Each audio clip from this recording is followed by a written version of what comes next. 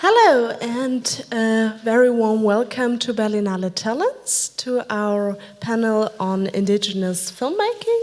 We are very happy to have our wonderful panelists here, and it's my pleasure to introduce our moderator, Marjorie Bendeck Regalado, who is guiding you through this journey. Thank you. Hi. I'm gonna go a bit like this so that I can see you all.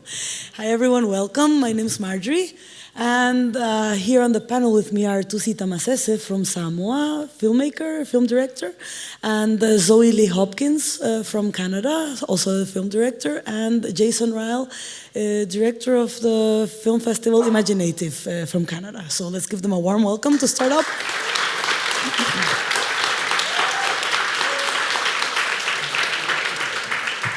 So this is a very cozy room, and we're, just to let you know what we're going to be doing today, we're going to talk about the title of this, this panel, of course, Protocols and Pathways, Indigenous Film Sets. We're going to try to talk about the practicalities of filming with Indigenous issues, culture, content, places, etc. And but basically trying to keep it in a practical sense. And there is a specific document which has been created, and it's not necessarily the first document, but this is the one that we're going to refer to. As I just learned, actually, that it's taken on a model of other Indigenous protocols started in Australia, you said? This is something like, maybe Jason, you can talk a bit about, just introduce the background of the document. Sure thing. Thank you for inviting me. Anne Lajla Utsi was meant to be here in this place, but had to return back home to Sápmi. So I'm happy to be here on that regard. So for those of you who don't know, the half of you who don't know who Imaginative is, because I recognize a lot of people here, we're an Indigenous-run organization based in Toronto, Canada, and our largest activity is the annual Imaginative Film and Media Arts Festival, which is turning 21 this year. And we're the world's largest showcase of Indigenous-made screen-based work. So we show primarily film and video work from Indigenous filmmakers from Canada, but also internationally.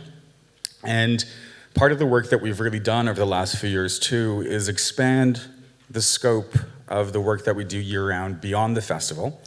This has included labs, workshops, panels, reports, and also this publication, On-Screen Protocols and Pathways. So this was certainly not the first of its kind. It was based, from my perspective initially, on a similar document that Screen Australia's Indigenous department has had for about 10 years. And there have been various protocols elsewhere, also in Aotearoa, New Zealand, in the 90s. There have been protocols written down in regards to Indigenous literature and whatnot. And also, underlying this, of course, is the protocols that have existed for centuries or millennia around the use of stories and Indigenous cultural and artistic and intellectual property.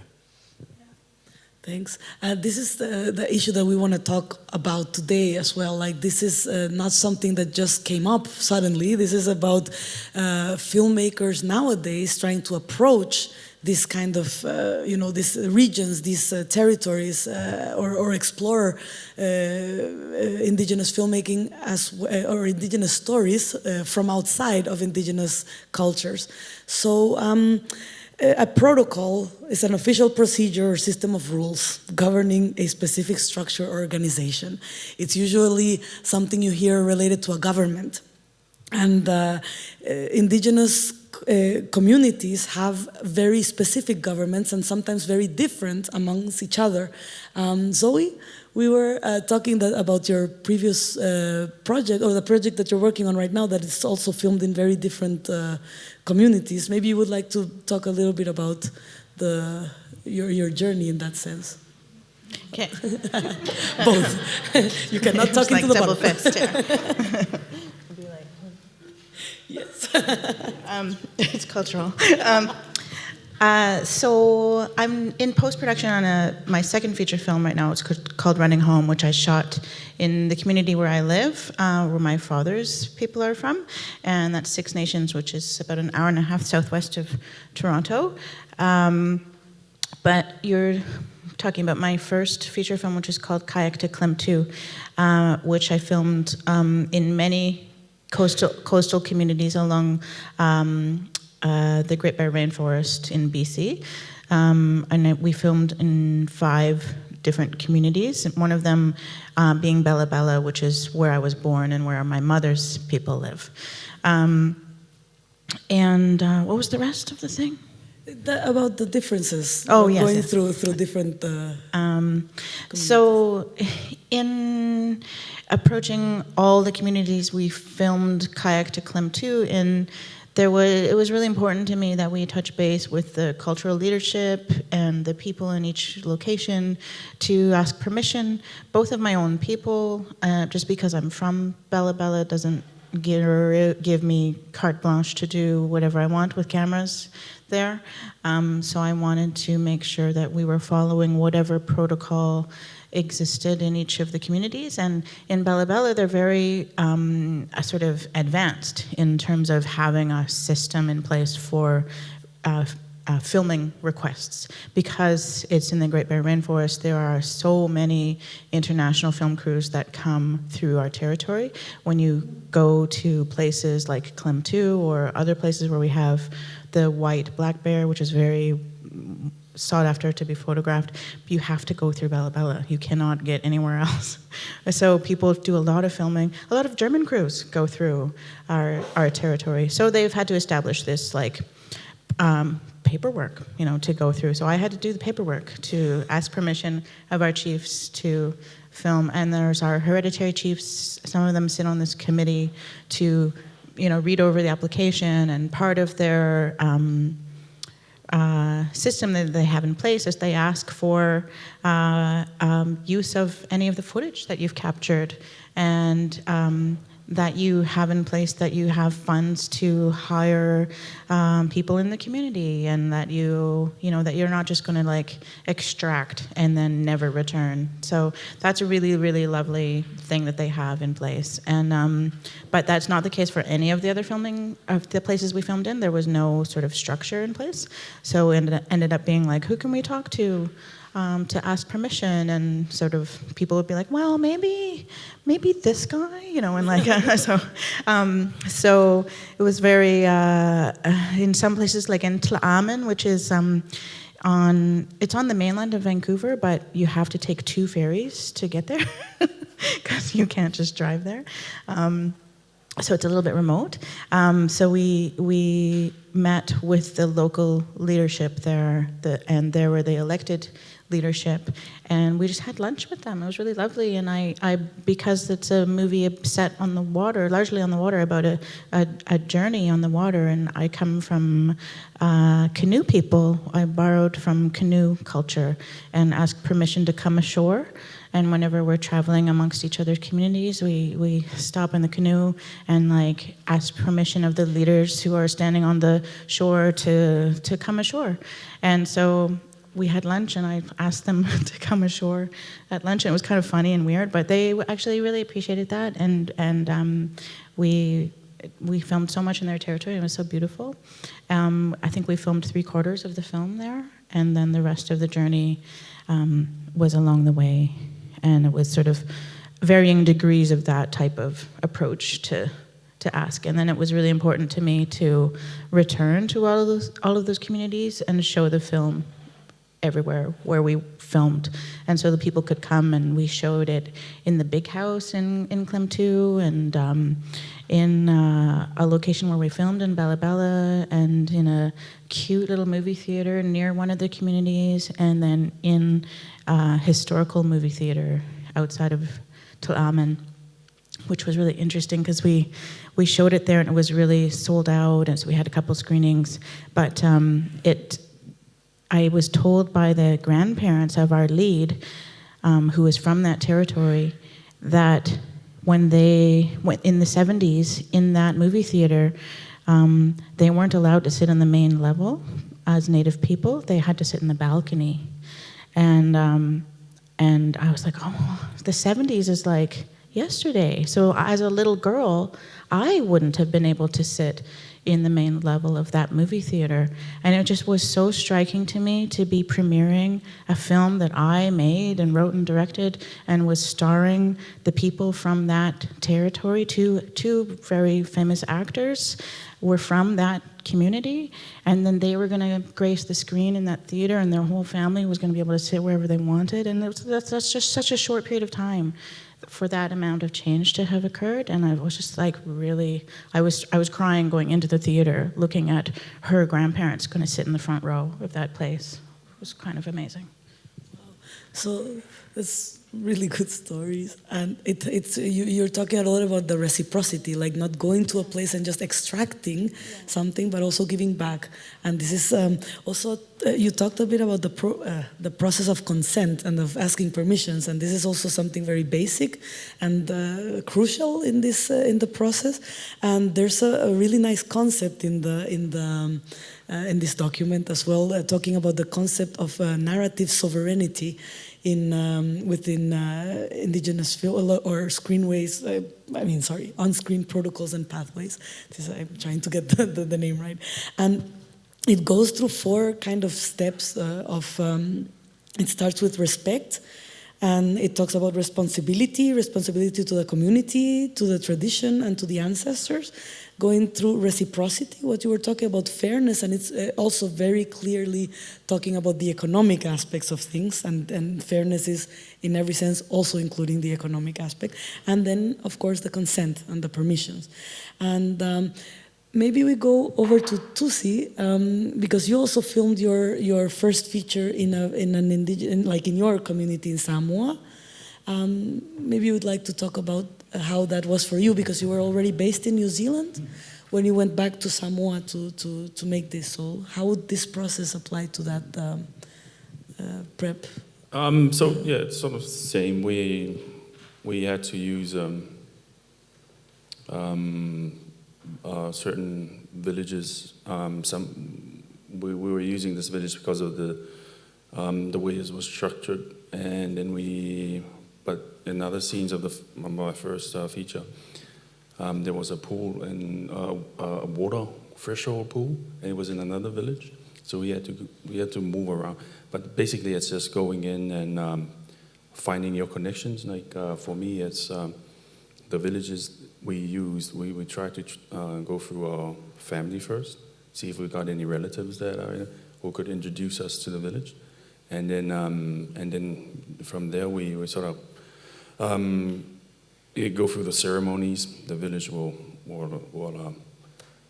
do their ceremony, and once we get their blessing, we're basically free to do. I think one time, my producer can explain this better, but I think one time we went through this village and we wanted to use the water hole, this nice spring water where people bathe, and we tried to go through the men, the high chiefs, but I think they wanted more money, and so but the pool belonged to the women of the village.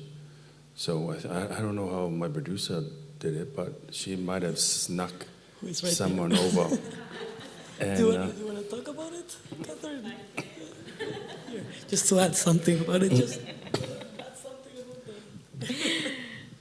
Well, we went through the official process of going and meeting with somebody who introduced us to the village, and we got permission.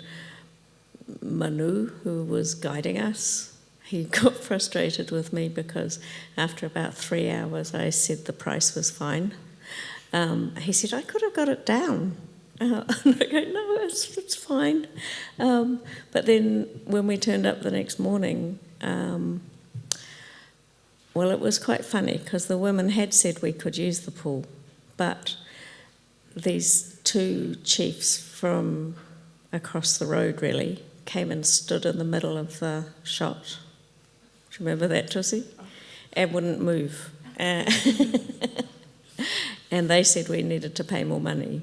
And then, so I said to the woman, well, what do we do? And she said, oh, you know, could pay more money. And I go, but we don't have any more money. So we could just leave. And then they went, what do you mean you could just leave? And I went, well, we don't want to be in your space if it's not okay with people. She goes, you might leave? And I went, yeah, we could leave now because we don't want to be where we're not welcome. With which the woman of the pool went, they never help, they never clean it up.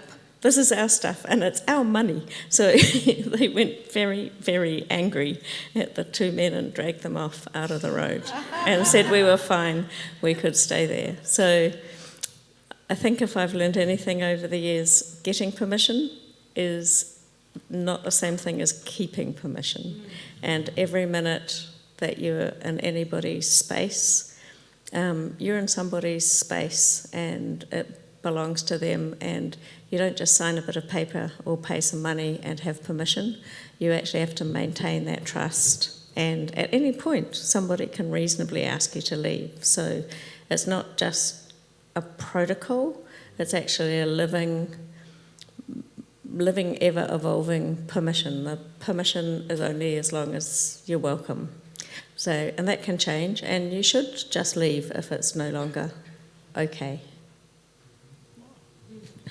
Thanks for sharing. And this is regarding the film Ole Talafale, The Orator, which was your first feature. Maybe we could watch a little clip of that, and then we can continue speaking.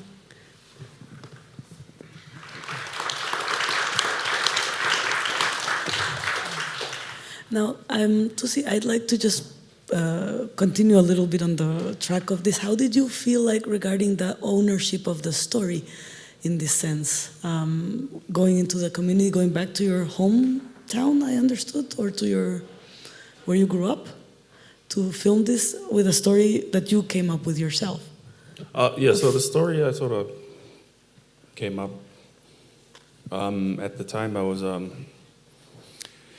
was being told by my family that I was going to become a chief, a high chief, and I didn't want to because it demanded a lot of time and resources and all that stuff. And I'm not a public person. I'm not a talkative person, which is what being a chief is. You need to be talk. So this film is sort of based on that idea of who can be a chief. And when we took it back to Samoa, in Samoa and Australia, maybe New Zealand, there was a lot of sort of resistance from it because people didn't think that someone that small should be a chief, and they missed the point. Yeah. So, but gradually they began to understand, that the meaning of the film and sort of the good thing about making films like these is that it not only it challenges your own people as well. So it just gives them an opportunity to rethink what is important and what culture really means, and yeah. Have I answered your question? Sort of. I'm really bad at it. Nah, it's okay. No, it's about getting a feel for your experience, also of having gone back to the reaction of your community. How was the whole? Yeah. So, sorry. Yeah. Did you want to add something? No. No. Okay. Sorry. Yeah, and another interesting thing is that in this moment there's a big spotlight, so to say, on Indigenous filmmakers, considering the shout out Taika Waititi did during the Oscar Academy Awards ceremony when he won this, what was it, Best Adapted Script? And he said, like, shout out to all the Indigenous storytellers around the world, bringing it was a spotlight, and within the communities around the world, actually, there was a big, I don't know, like, wow, kind of, how do you say, I mean, yeah, there was a big reaction. There was reactions going all around, like the social media and everything. And so, yeah, this also goes back to the idea of, maybe Zoe, I'd like to ask you about this. The idea that an Indigenous story should only be told by Indigenous people. It's a pretty controversial idea as well, because some films have actually been told from the outside, usually, sometimes better, sometimes worse. Well, what is your take on this, or your idea on this? Like, I don't think that's a controversial idea. I think it's pretty simple for me. So the Indigenous Screen Office in Canada has said that an Indigenous film is a film that is made by 2 out of 3 of the main 3 people, being the writer, director, and producer. If 2 out of 3 of those people are Indigenous, then it qualifies as Indigenous film. I tend to agree with that, but it'd be great if 3 out of 3 were, but we kind of all collectively were asked about that and came up, and people nobody sort of, wasn't a unanimous thing, but like, if 2 out of 3 of the people are, then great. So, and this document, the Protocols and Pathways document, has come about, and that talks a lot about that, about ownership, and about who is in the right place and space to be able to tell some of these stories. And it's come from a long history of colonization of our people on screen and representation of our people in the media in such a way that we're misrepresented. Jason and I saw a greeting card in Katawai mall or department store yesterday, in the greeting card section, that said, "You are my favorite squaw," on the front. And that's part of how we've been represented in the media, has traveled across the pond, and our image is regarded as such that word is still used in a cute way, and people don't know how derogatory it is. And so it's going to take a long time for that imagery to change, or that romanticization of a storybook version of who our people are as a homogenous, feather-covered, inhuman being. But so it's not complicated for me because of where we are now, that I can go and look at a card like that. And that is because of what has happened. So I think it's very hard and fast. But the thing that's still happening is that, like, so people are becoming more aware of, like, okay, oh geez, I thought I could make whatever movie I wanted, featuring whoever I wanted, and take stories from wherever I wanted. And that's sort of like, people are starting to clue in that that's not okay.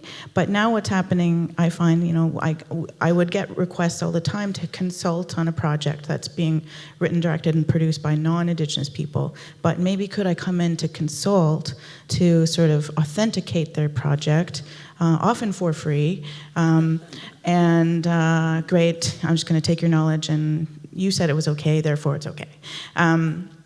So that's sort of like dying out. That still happens, but now what happens is, like, I got 2 requests last week, feature films that are being written and directed by non-Indigenous people, or produced and written by non-Indigenous people, but, like, we really recognize, we've read the document, we really recognize that this story has to be directed by an Indigenous person, and I just want you to know that our writers have been really involved with Indigenous people and have done a lot of research, and we really want you to know that, like, we've really done our work here. Like, well, you didn't hire a First Nations writer.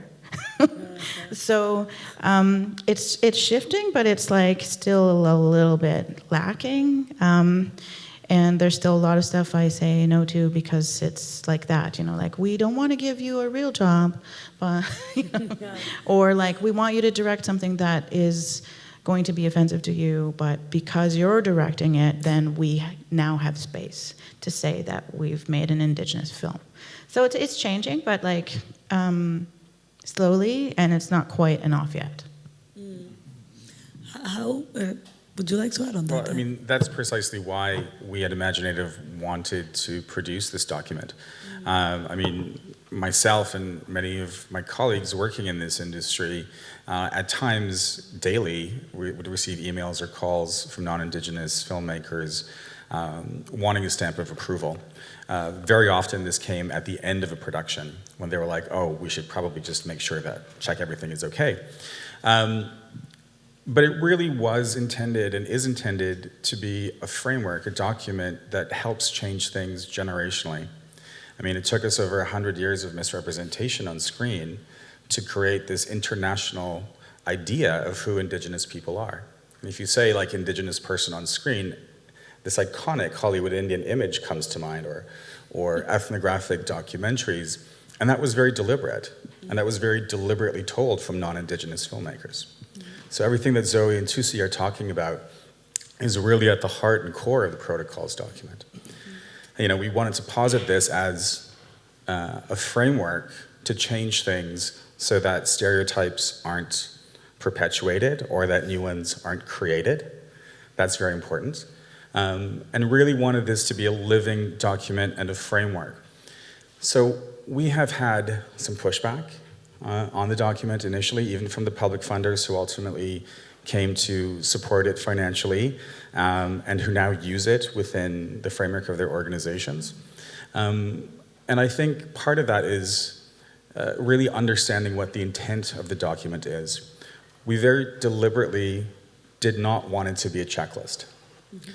And Erica Glenn and Sally Riley, who really helped to bring forward the Screen Australia protocols and document, Erica Glenn in particular, she grappled, I know, with whether or not she wanted to make that protocols a reality, because the concern was, are we creating a how-to? Are we creating a map for non-Indigenous filmmakers to tell the stories? Ultimately, her thinking was, they've been doing it anyway for over 100 years, nothing's going to stop them, so let's just try to get something in here that at least shifts the industry.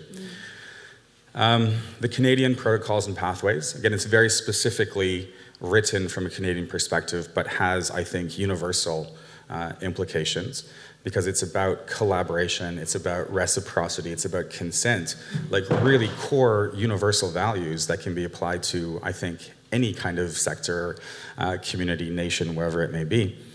So we released it last year, and I think it's had really profound impact on the industry in Canada. And we've had calls from different sectors as well, like non-artistic and cultural sectors, really wanting to know how the process was undertaken. And we give huge thanks to Marcia Nickerson, who was our former chair at Imaginative, who wrote the protocols based on a long she doesn't say consultation, engagement process with Indigenous filmmakers and leaders from across Canada and also internationally. And really some of the things that came forward very clearly are things that we've been talking about for a very long time. Including all those established elder filmmakers who in the 60s, 70s, 80s, 90s were struggling to get any kind of space. So we have to give them credit too in terms of the work that they did to lay the foundation for what we're doing now. And it really came out clearly that, and also thinking of the theme of talents this year, collectives, is that there are very different ways of making a film where the individual artistic freedom or right doesn't necessarily exist. And the clear message is Indigenous filmmakers have a responsibility to family, to community, to nations that is really palpable, really strong, and really permeates everything that they do. And sorry, when you talk about this, the idea of a checklist, you know, that this is like the typical approach, like let's say Western, Southern, or whatever perspective you're seeing it from, approach of like of such a document, of such a publication. You take something, okay, so these are the points. This is what I have to take care of. If I do this, it's gonna be fine. But as Catherine also said, it's not about just doing it. It's not about just ticking the box, but it's also about maintaining it. And there's a really nice part in this document that talks about it being very organic, that it's like a living thing and it's very moving and like breathing, specifically because every single community, indigenous community, even of the same area, in the same geographical area, have very different protocols or traditions or structures within their own communities. And maybe, or Tusi or Zoe, who would want to jump in on this to talk about how, for example, in the Pacific Islands, you have this huge territory like Pacifica, and each of these islands has a very specific culture to itself. And somehow New Zealand is a kind of the next door neighbor who kind of oversees the protocols in this case. How is your relationship to this? How do you feel about the differences, or how do you see the differences in all of these islands? Like the differences between each of these cultures amongst each other, like. How do I see them? They're different cultures. I guess it's the same as, I don't know much about, there's so many islands there, I don't know much about their cultures as well, but I'm quite aware that if I go there, I actually need to be informed, or it's like having a guide and to lead into. It's not the same as in Samoa. You can't do what you do in Samoa and Tonga. You fly over, it's different. Different structure, different political system. Regarding New Zealand, what did you mean? Like New Zealand is in a way within the Pacific region. Yeah. Somehow like in Canada or Sápmi, there's kind of like an overseeing, let's say, official institution that supports filmmaking in these regions. Like. Yeah. Okay. Yes. So the only place you can make films, like proper films, with support with resources and that, is through New Zealand or Australia. There are no film industries in the Pacific Islands. If you want to study filmmaking, you have to go outside. That's the thing about. I think that's sort of like the problem at the moment with upcoming. Right, there are young writers coming from New Zealand, New Zealand-born writers, but the ones from the ones like me who come from Samoa, they're not that many. They're not that many. So I think I haven't read the protocol, so I'm just making this up. Well, but in general what's been going on. I mean, what it is that they're talking about. Yeah, I agree with what these guys are saying. Yeah. But the structure, like the institutional, the existence of institutions that are like over regional, so to say, in the case of Canada, in the case of New Zealand, Australia, for the Pacific region, it's kind of like from the outside when you see it, it's kind of like this checklist idea or this map idea, But it's I think it's a difficult concept to get through if you come from like, I don't know, oh yeah, it would be nice to make an idea of this, and then you fall really quickly into this misrepresentation that you were talking about on screen. I'm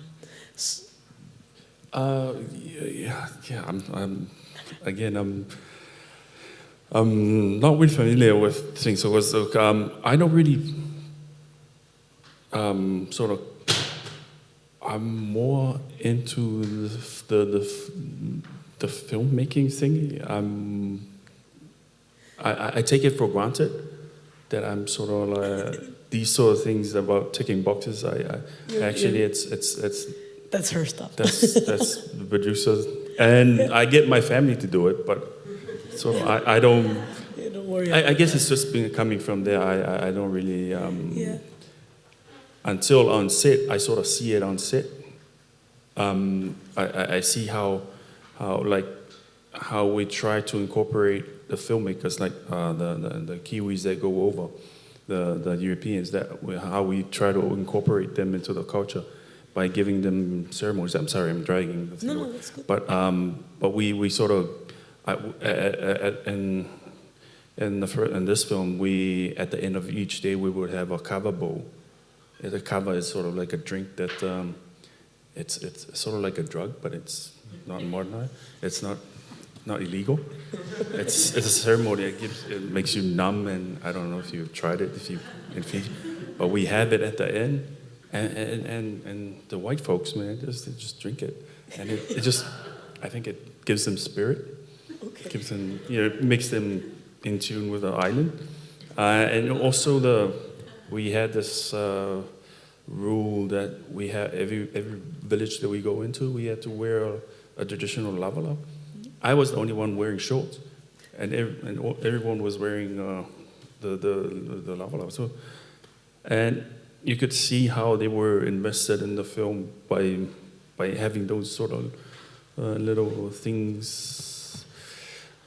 Sorry, I'm dragging you away from your topic. No, actually not. I mean, this is actually what it's about for me. I mean, I think it's about specifically how is it like when people come from the outside and try to like fit in that sense, like for on the set, and it's we're talking about usually you guys are probably facing mixed crews, like you are working with people from different backgrounds or even different folks, different indigenous groups as well. But I mean, I think that what I admire much in the protocols thing is that you are trying to find a way to join this and to just work on the purpose of the story, on getting the story through.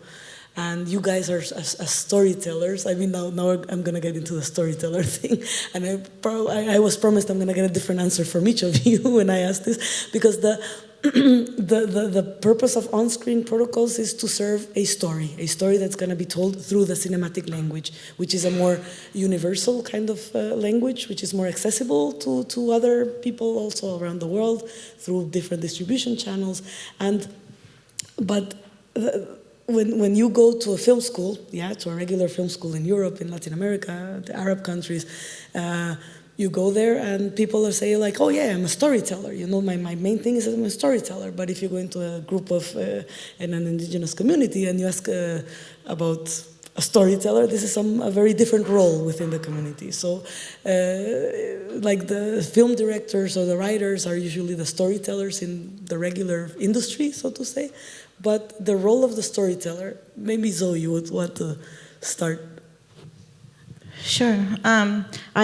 I decline to call myself a storyteller, just because that is a title that belongs to, like it's a highly regarded role in my nation, and it's a cultural role, and that as somebody who is a storyteller, they've been given this role to learn our traditional stories and be able to recount them, and some of our stories take 4 days to tell if you tell it the whole thing, and certainly I don't have that place in my community, and I don't have that responsibility, thankfully, because I feel such a responsibility to my community in telling the little stories that I made up. I can't imagine the weight of carrying our people's stories from millennia ago. I think that would be, I would feel a great burden to do it right and do it well. I already feel overwhelmed by my one movie, and I'm even hesitant to call myself a director. It took me a long time to even claim that word, and so I wouldn't claim the title of a storyteller. I'm only responsible to this one script that I wrote that I guess it's a story. I made it up, but I'm a teller of that one story, and that's it. Jason, what is for you the storyteller? Oh God, I'm not a filmmaker, so I can't really speak from the perspective of these two. But I will say, if you guys want to see some spectacular stories, watch their films and watch others, because they're phenomenal stories. Imaginative turned 20 in October. Our festival celebrated its 20th anniversary. So some years leading up to it, I think I'm going to answer it by telling kind of a roundabout way. In contemplating a few years ago how we would commemorate it, or even just looking back from my own point of view, because I've been there for a long time. What struck me almost immediately, and what I thought was really extraordinary from not just Indigenous cultural points of view, but from a cinematic point of view, was that, looking back over 20 years of Indigenous-made films, we really could, for the first time, to a depth and diversity, speak about Indigenous national cinemas. So we have this kind of banner of Indigenous cinema, but what was extraordinary is to say, my God, we could talk about Anishinaabe short experimental films. And that just was impossible even, 20 years ago, and less so even 10 years ago. So that's really, really phenomenal and transformative, I think. So I think, coming to Europe and traveling elsewhere often, you get questions a lot about, well, I'm Indigenous to Italy, or aren't I Indigenous here? Aren't we all Indigenous from somewhere? And Indigenous cinema is a banner term that we're using in the industry now, and I think we all know what it means. Certainly, I would prefer if we would talk about, Samoan cinema, or Mohawk or cinema, or Heiltsuk cinema, or Anishinaabe cinema. And again, that's part of the generational intent and the shift that we're talking about. And that's what I think collectively, these filmmakers are really achieving, these storytellers are really achieving. And I think that's really profound. And so I don't quite know what that means longer term, but that makes me happy to think about sort of another 20 years from now, really how the fabric of our industries, of our culture, of our nations, of our co-productions are going to look like, with this being a reality. And talking about co-production markets and stuff, you were just here at the Berlinale also with a film, your next project, your next story that you're looking for co-production as well. Maybe you can elaborate on that as well. Including the storyteller thing. So we're here with a project that's quite a challenging project. It's set in Samoa in the 1929. It's a woman's story, and I think the interesting thing about it is that with the people we spoke to was that they were quite drawn to, I guess, one of the things they were drawn to the story was because it's a woman-driven story. It's the main character is the woman, but also it was the Charleston dance. It's an old 1929 dance. There was a craze that went around the world, and they were those were the things that got their imagination, that they wanted. They're quite intrigued, and also that Samoa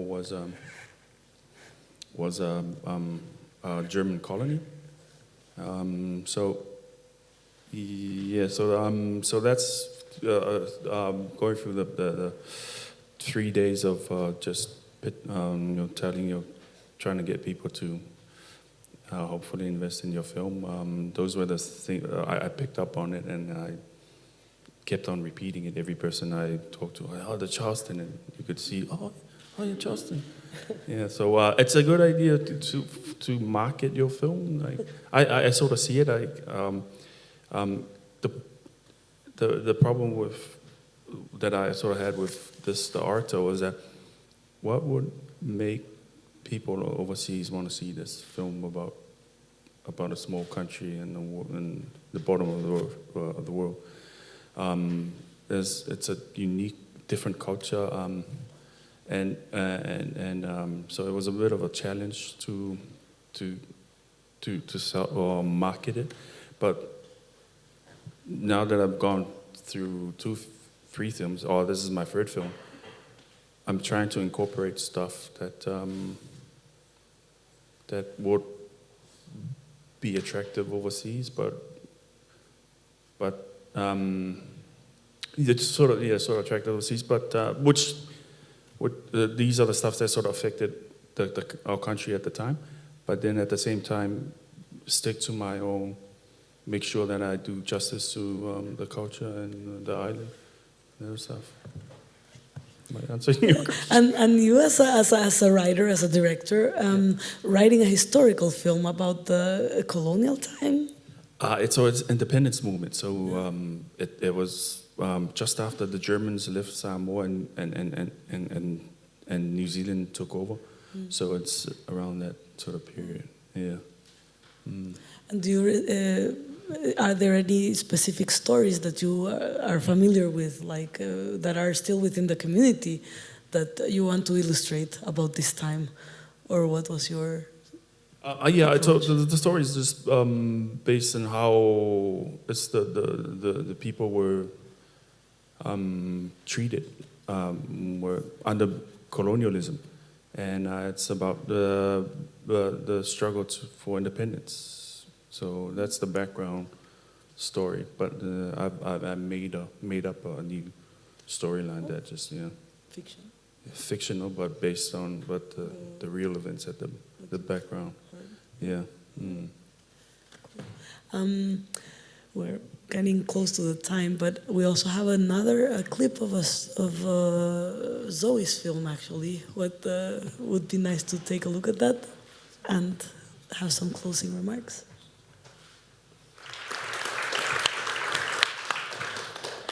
So this was My producer, we were getting on a plane to go to Bella Bella and then travel by boat to Klemtu to show the film.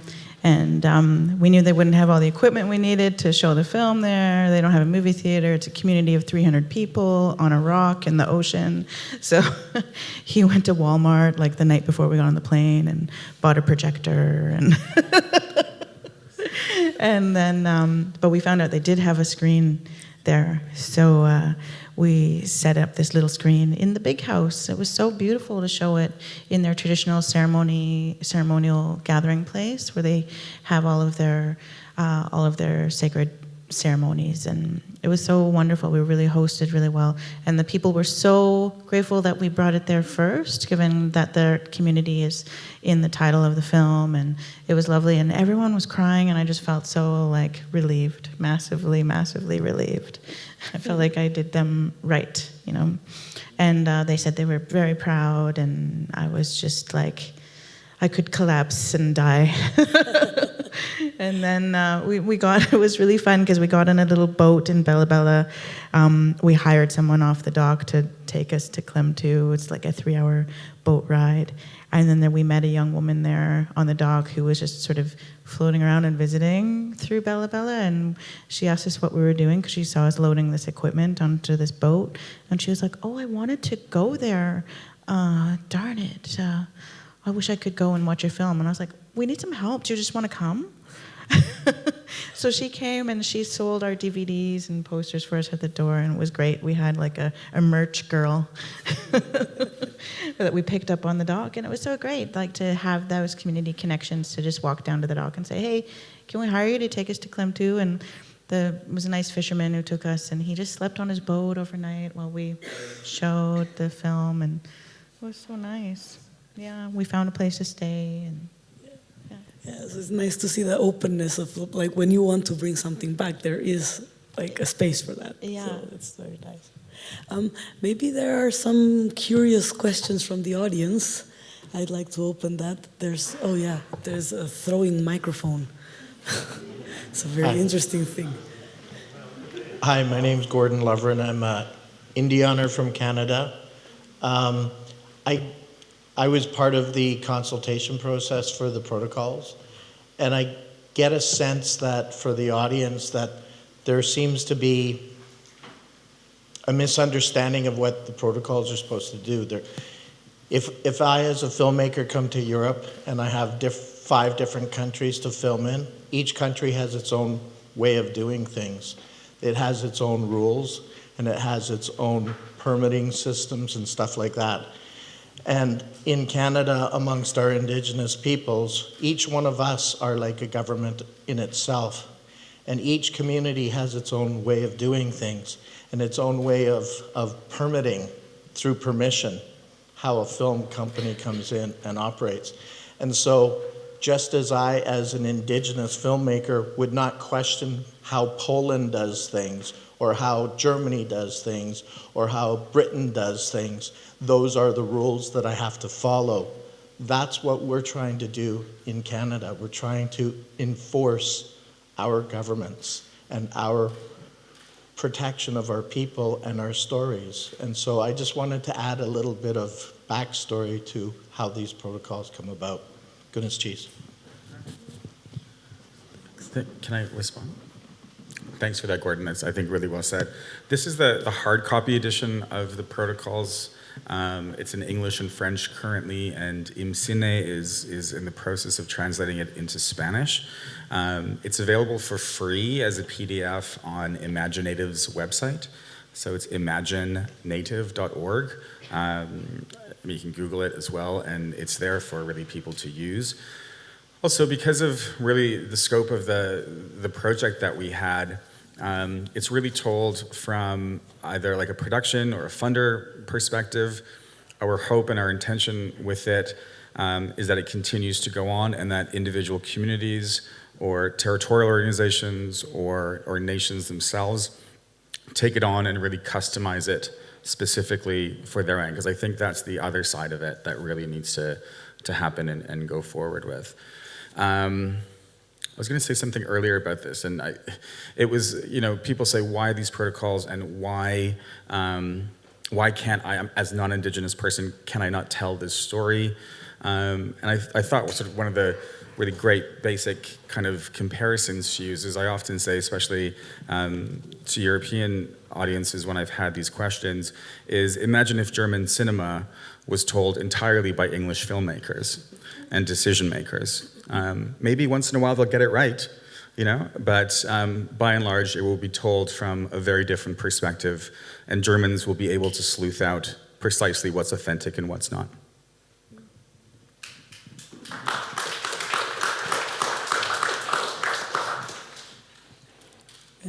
I saw some over there.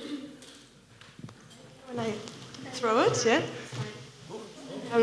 Okay, it's working. Hi, I'm Annika. I'm a young German filmmaker, and I'm currently working on a documentary together with my friend about indigenous people in Nepal. And I have a question to you, Zoe. I was curious if during your filming, when you went through the different areas, if you have ever had like unexpected situations and how you handled them. Every day. Like every day started with a panic of some sort of disaster happening. So how I handled them, I don't know. I developed an ulcer. I don't know. You need a really good, solid team with you, and I had some help within each community, but then I had some help from my producers, and we just kind of barreled through and did the best we could given what we had at the time. And sometimes it really wasn't enough, but we made it through. And sometimes it was crazy stuff, like we had our boat cancel and we had to suddenly fly 28 people and charter 3 planes and then leave our kayaks behind and then magically find kayaks that matched the kayaks that were in the bulk of the film in another community. They were like generally the same shape and they were the same brand, but one of them was the wrong color, so we had to spray paint it. And so we had to send somebody to another town, to every hardware store in that little town to buy enough paint to paint the kayak in front of my mom's house. So the producer and the AD and the camera assistant were all like holding their t-shirts like this to paint this kayak that we borrowed. And I had to ask the people, like, so remember how you said we could borrow your kayak? Well, like, do you think we could paint it? So yeah, there was such, like, hilariously terrible things that happened all the time. We sank our drone in the ocean. We constantly left one actress behind. She got fired from her day job. Like, it was just a never-ending series of events, and that's just the joy of filmmaking. Is like we become master problem solvers. I hear people get stressed out about planning their wedding, and I'm like, I could plan 17 weddings on the day that you're getting married. Just relax. You got to hire a florist and a caterer? Like, ooh, so hard. Can I just add to, sorry, I mean, part of this too is, I think what's underlying here too is that she had very meaningful relationships with people in the community and in the nation. So when problems arose, I mean, really that was part, I think, of the solution to find the solutions. And which is why, again, we stress so much the need to have the consent and the collaboration and the buy-in of the people within the context of the story. Well, and I think if you're making a story that means so much to you because it's your community, people who come to work on the film understand the passion and the importance of the story. So you're getting people who are working for, not as much money as they deserve to go and have an experience making this film, and be a guest in your territory. And I think we had a lot of people who had their hearts on their sleeves, and weren't concerned so much about their paycheck or whatnot. So we had like a team of people who were dedicated to do anything they could to help this story exist in the world, and a story about protecting the environment. So it was all a beautiful team of hippies.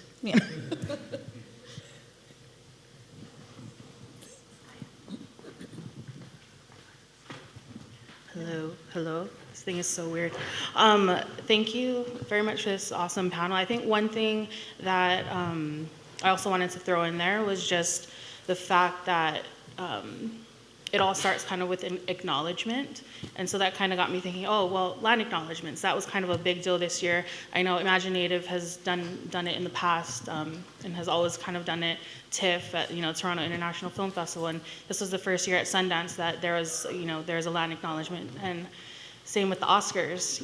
So it's kind of trickling down. Where Taika had given a land acknowledgement for the Indigenous people of Los Angeles, which I think a lot of people were kind of shocked to realize, there were Native Americans here in America and in Los Angeles, and I think that's the kind of things that also trickle down. Like, for example, into productions. For example, in Hawaii, there's a famous actress who I won't name, but kind of made a big to-do about making fun of sitting on a sacred rock in Hawaii.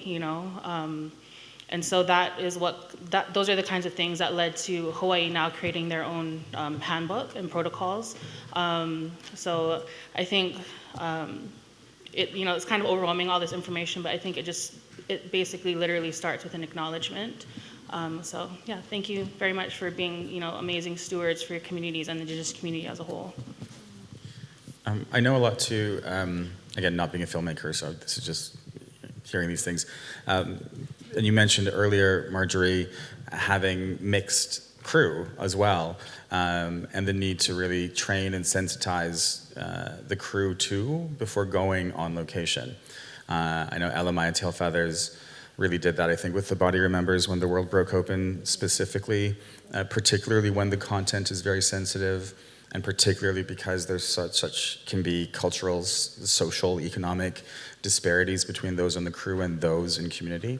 And it's true, acknowledging the land, but acknowledging those aspects too within the crew is essential. The producers of my recent film that I'm in post with sent the protocols and pathways document to the entire crew. It was really lovely. yeah, some of them asked me about it. It was really cool.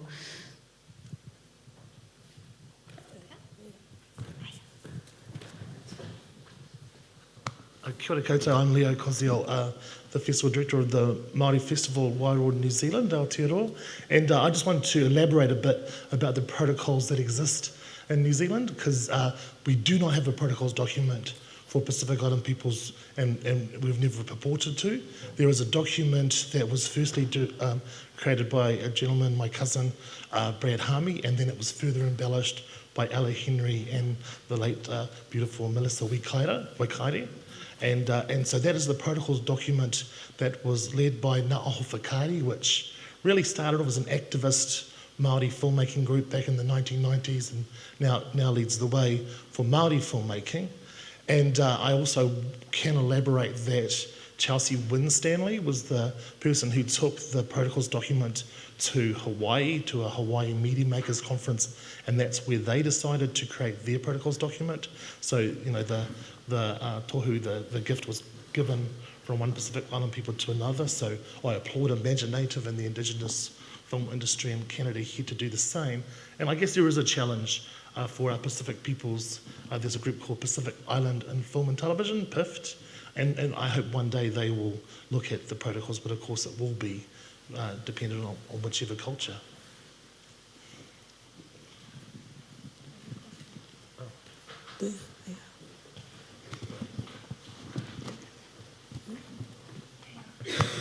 Hey, my name is Froilán. I'm coming from Bolivia, in the middle of Latin America.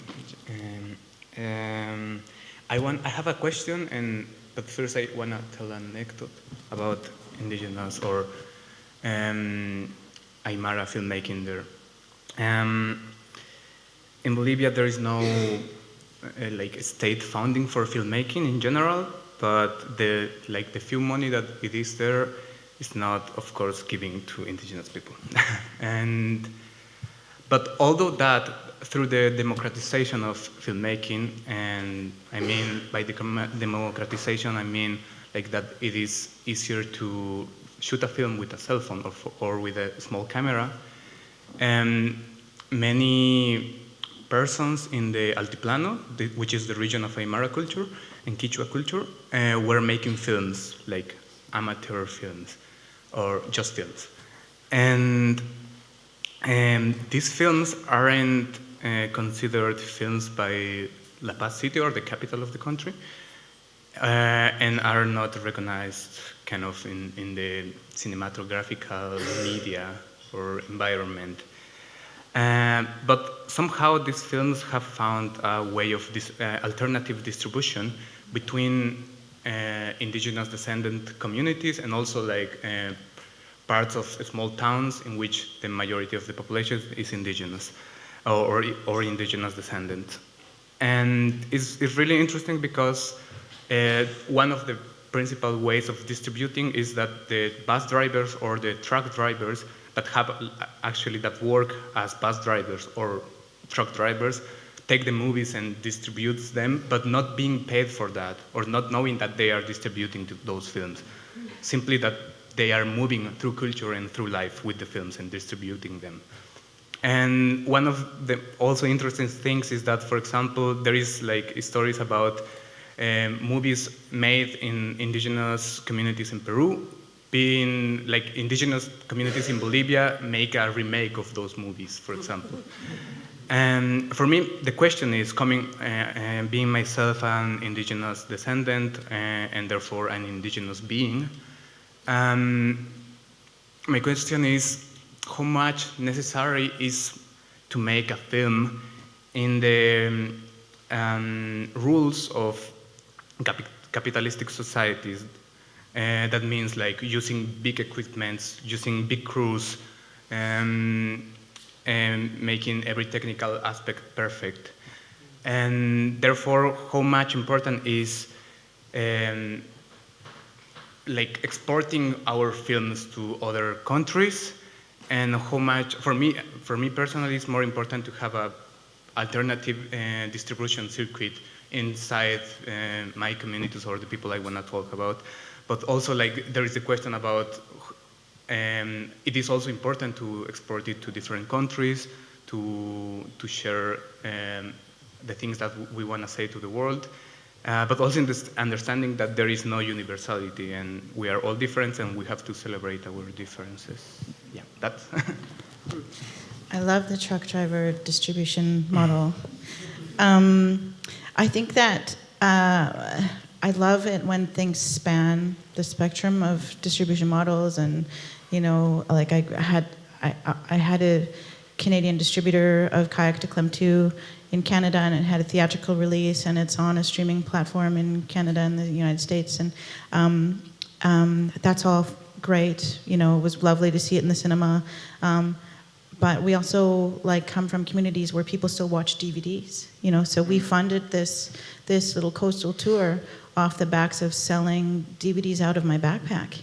We paid for the whole tour, which was not a cheap venture to go by boat and plane and stuff to all these remote communities.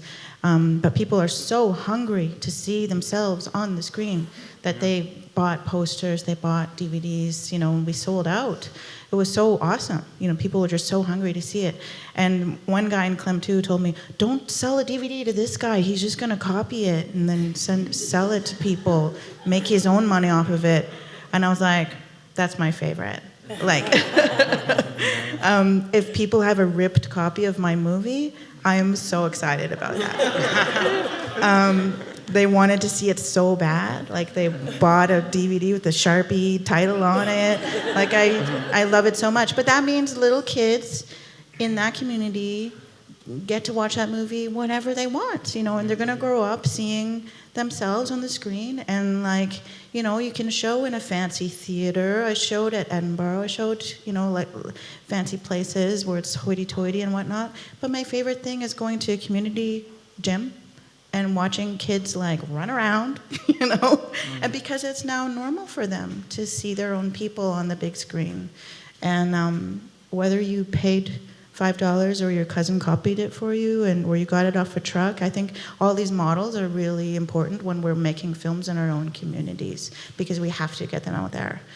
And then there was one other thing you said, how important it is for it to be made with a lot of money and with fancy stuff, I hate all the fancy stuff. It slows things down immensely. I love it. I got to steal a day on a scouting day on my film that I'm making now. We had some pickup days. We had to go somewhere else to film where there was still leaves on the trees. I stole shots that we weren't supposed to be filming that day, and all of our crew hadn't yet arrived. So it was just me and the camera guy and our actor.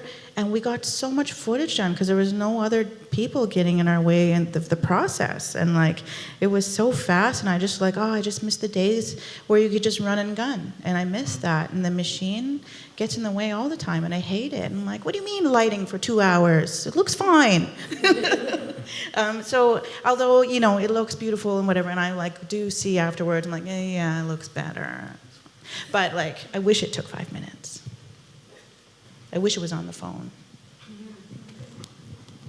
Maybe one last question from the audience. Thank you. I just want to hop off what he was saying, especially in terms of this idea of there being Indigenous communities in the first world, in places like Canada and New Zealand, and Indigenous communities in the third world, like Bolivia, Peru, Colombia, Ecuador, and how there are different financing models, different access to resources, everything's different, And maybe if you could talk about some of your experiences in terms of developing protocols and pathways and having kind of politics and enforcement involved.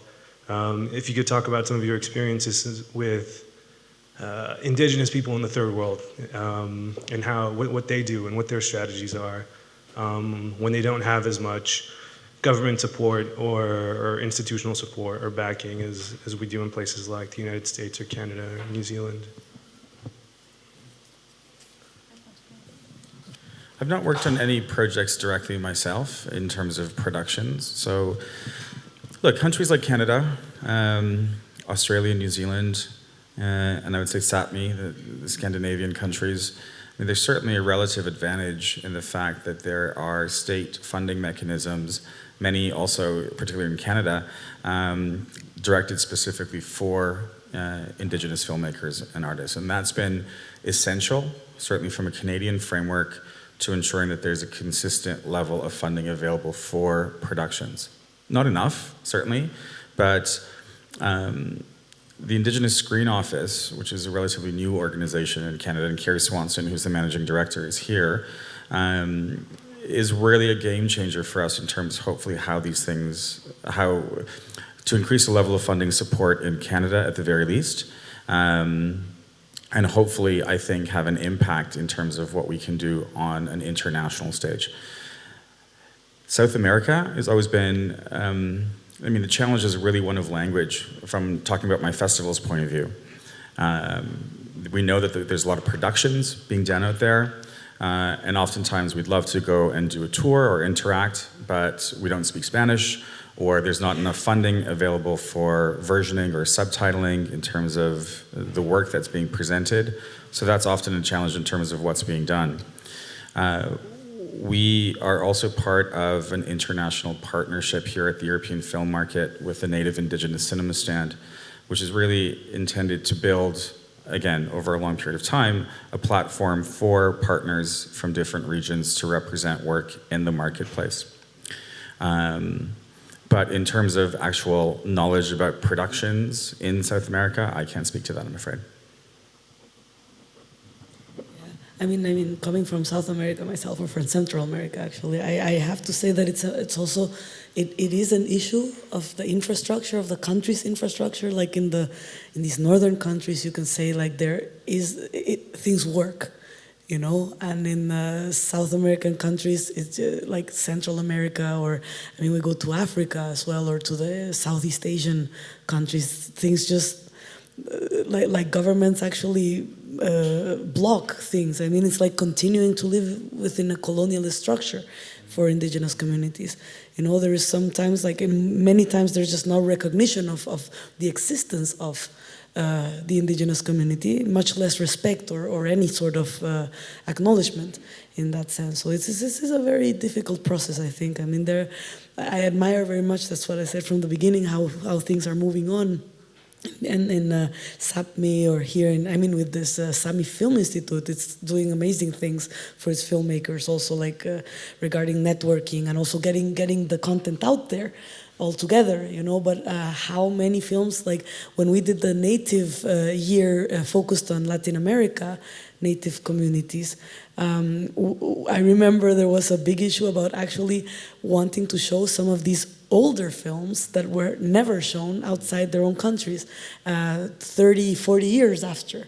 You know, in Argentina, which is, for example, a country that pretty much exterminated their whole indigenous communities in a very, I'm not going to go into that because that's not the purpose of this talk, but yeah, I mean, it's a very, very oppressive situation still, and I think it's admirable to look up to this, and it's actually really cool that these networks exist, and to create awareness worldwide, and to have like an inspiration to go ahead and to try to gain visibility within these governments that are oppressive and still with a very colonialist how do you say, mentality towards its indigenous peoples. Yeah, it's how it is. Sorry that this has to be the tone in the end of the talk. So I don't know if there's maybe one more question from here. Does anybody want to say something, or we could just, you guys have any closing remarks, or no? Belcourt? No. So people are very quiet now. I'm sorry. I think I brought down the whole atmosphere with it. But I mean, it's about collectives. It's about the whole the tone of the talents this year is about collectives, and I think indigenous communities is a very interesting focus on thinking about collective filmmaking of mixing and understanding between different people, and even though they're neighboring communities, you're collaborating and you're creating stories within this infrastructure, and it's even now in a very organized protocolarian way. So it's great. Thank you guys for being here and for sharing this with us. Thanks. Thanks for having me.